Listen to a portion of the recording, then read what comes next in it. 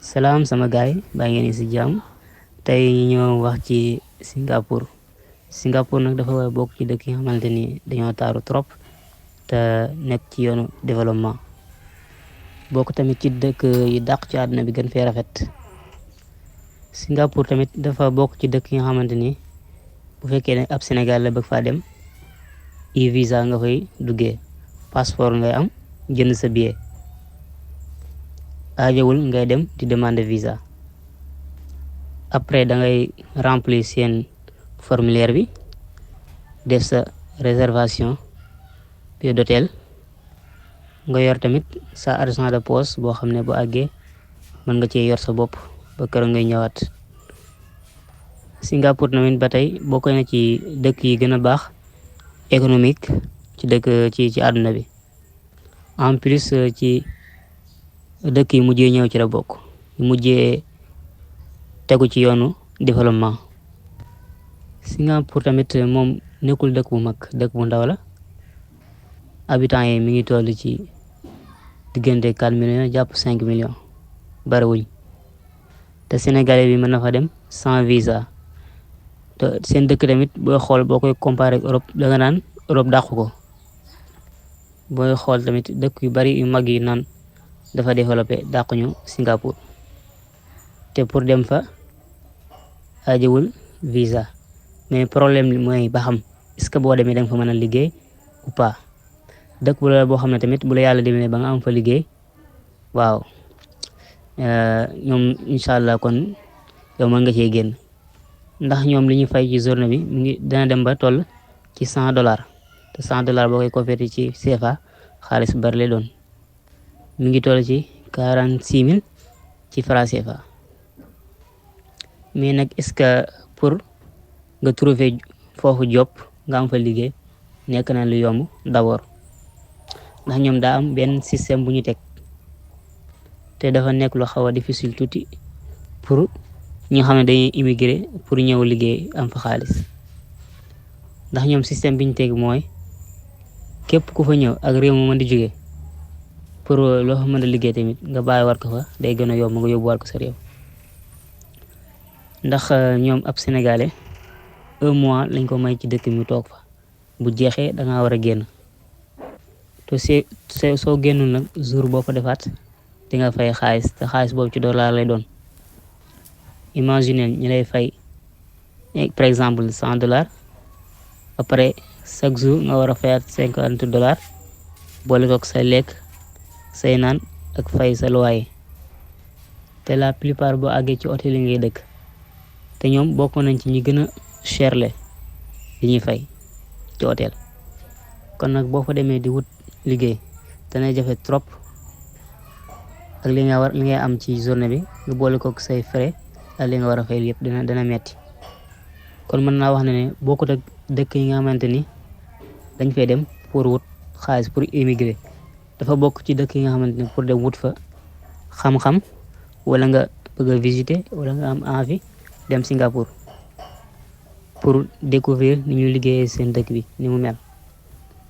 te daanaka ñoom seen dëkk bi ay souterrain lañ koy liggéeyee lu ci ëpp, nga xam ne boo fa demee da nga xamante ni ñi liggéey nañ seen dëkk bi. ba fi may wax ak yow seen loi bi changé wul, boo fay voyager ñoom dañuy defal cachet ci sa passeport. ñoom ci lépp ci système lay dox, ci système bi, ndax ñoom seen cachet bokk na cachet yi gën a ëpp doole ci àdduna bi. te seen passeport tamit bokk na ci 3 passeport yi ëpp doole ci àdduna bi. en général borom nationalité asiatique yi ñoo ëpp luñ fay liggéey, ay Philippines ay Thaïlande, seen réew yooyu wër leen. te ñooñu bu ñu fa nekk ba seen séjour di waa jeex dañuy génn seen dëkk ñëwaat Singapour. booy xool danga naan loolu coono la, mais jar na ko, ndax Singapour ñoom xaalis bi ñuy fay kuy liggéey dafa bari trop. mën ngaa dagg sa billet nag danga fa dem liggéey, waaye wóorul ndax temps bi di la ko may, ak ñoom seen condition yi ñu teg dafa metti ci ko bëgg a liggéey foofu. bu fekkoon lim may Sénégal sax mën na 3 mois ba 4 ba 5 mois, nga xam ne bu àggee boo fa liggéey da nga mën a rattraper waat amaatut xaalis. mais 1 mois mënoo ci liggéey lu bari, mais sa 1 mois bu jeexee ñoom ñoo lay obligé nga génn dëkk bi wala nga dem beneen dëkk. te boo demee beneen dëkk boo ñëwaatee ci dëkk bi bu sa visa jeexee faaw nga génnaat dem sa dëkk Sénégal pour ñëwaat Singapour mu ngi noonu. Bu fekkee kii liggéey la pour am xaalis du Singapour yow moo lay arrangé. déjà ñoom seen dundi dafa cher, li ngay fay ci loyer dafa cher, dafa bokk ci dëkk yi nga xamante ni ñoo gën a cher ci àdduna bi. waaye tamit bokk na ci dëkk yi nga xamante ni ñoo gën a baax salaire ci àdduna bi. fu ne la waaye di bàyyeekoo nag di dem Singapour muy France, Europe gépp wala Amérique sax am na ñoo xam ne ñu fay bàyyeekoo di dem Singapour. bu la fa yàlla dimbale ba nga am fa liggéey moom waaw dina baax incha allah. am na nag ay agence yu fa nekk yoo xam ne dañ fay nekk pour recruter ay nit di leen boole ay entreprise. ñoo lay jël wutal la logement chaque weer ba entreprise bi faye, comme contrat bu nekkee 3 mois après li ngeen entreprise bi li muy fayee ko li mu leen di fay daanaka gagnant lay doon. bu leen fay $3000 par exemple yow $1500 lañ lay jox, ñoom ñu jël $1500. loolu asiatique yi nag yu bari ñoom dañ ko nangu mais ñeen ñi duñ ko nangu, mais en général genre liggéey yooyu moo fa am. link boobu ku am moom mën ngaa dem Singapour ndax yow boo àggee entreprise agence bi la fa yóbbu mooy la jël en charge. mais bu fekkee amoo ko nag jarul ngay dem bu fekkee liggéey moo la fa yóbbu. kon nag Singapour mi ngi noonu du jëmukaay pour sénégalais yi.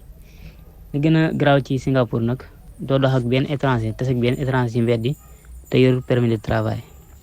te Singapour benn porte la, amul fan foo mën a jaar te ñoom seeni droit seeni penalty yi boo ko fayut dañ lay tëj ci kaso bi. maanaam soo dépassé sa séjour faaw nga fay ko bal nga génn. benn fan sax soo ko dépassé di nga fay sa séjour boobu noonu. kon nag ku fa dem ba dépassé fa lu mat ay 1 mois 2 mois 3 mois jàpp seen mois, ñoom seen loi bi li mu wax mooy faaw dafa am loi bu tëral boobu dañ la tëj. nga xamante ne loi bi loolu la wax ku ko dépassé. dana am foofu nag ay ONG wala ay aide yoo xam ne ñoo ci jàpp pour ñi nga xamante ne dañ leen fa tëj pour ñu mën la bàyyi. mais loolu lépp nag est-ce que jar na ko? bu fekkee da ngeen a jug pour voyager da ngeen jéem a préférer dëkk yi nga xamante ne boo nee cëpp métit bi ay fan lay doon mu jeex après ngeen nekk si leneen.